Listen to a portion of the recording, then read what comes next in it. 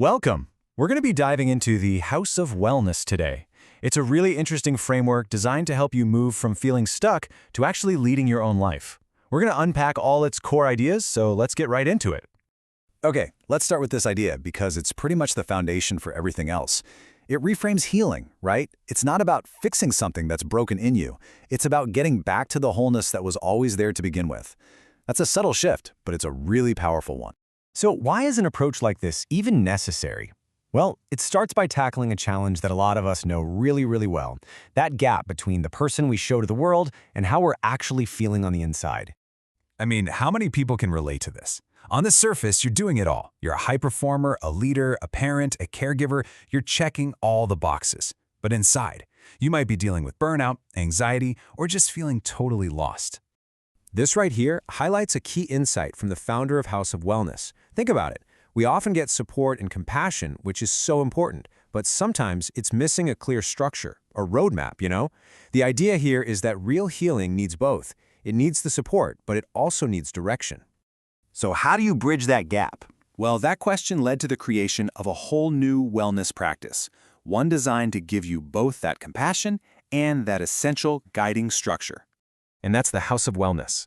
The entire idea is to create a safe, structured space where you can reconnect with yourself in a really guided, dignified way. They call it coming home to healing. And this whole approach is built on these 5 big pillars. As you can see, this is not about tackling one issue by itself. It's a holistic journey. It's about looking at every part of who you are, your past, your identity, and your mental and physical well-being. Now, to give you that structure we've been talking about, House of Wellness created a signature method. It's designed to guide you along a very specific path, from a place of healing all the way to leadership.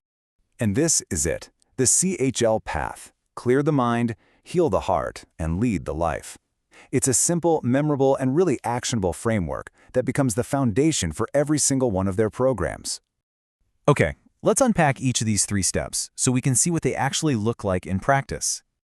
So the first step is clear the mind. This is all about moving from that feeling of mental chaos to a place of clarity. And what's really important here is that this isn't about forced positivity. It's about building emotional intelligence so that your own mind becomes a safe and grounded place to be. Next up is heal the heart. This part is all about emotional courage. It's where you do the work of processing past pain, healing those old relationship wounds, and learning how to connect with other people honestly while still holding on to strong, healthy boundaries. And finally, lead the life. This is where all that healing work turns into real, tangible direction in your life. It's about making that huge shift from just living on autopilot to living with purpose, making intentional choices and building a life that actually reflects who you are and what you value.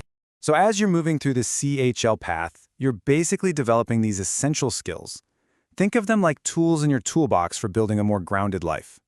For instance, trauma literacy isn't about reliving trauma, not at all. It's about understanding how your past experiences might be shaping your reactions today. And boundaries and safety, that's about learning how to protect your energy so you can show up in the world in a healthier way. These are the real building blocks. All right, now let's talk about the foundation of this whole approach, because a framework like this is only as strong as the experience and the credibility that's behind it. The entire practice is built on more than 2 decades of experience, and that's across mental health, community development, and leadership. It's that blend of professional know-how and real lived experience that makes this whole framework feel so practical and so grounded. And that experience? It's backed up by some pretty significant credentials. This isn't just theory. The practice is led by a registered social worker with a master's in clinical social work, plus specialized training as a trauma-informed coach. That ensures a really high standard of professional ethical care. You know, this quote from Martin Root, the co-author of Chicken Soup for the Soul at Work, really says it all. It highlights that unique combination of being deeply human and profoundly effective. And that's really the goal, right? Combining that compassion with a clear structure. The founder's work in the community has also been recognized with a number of awards, like the CBC Black Changemakers Award, and that just underscores this long-standing commitment to social justice and mental health advocacy. So, we've explored the problem, the framework, and the credibility behind it. The last question is, what does the first step on a journey like this actually look like for you?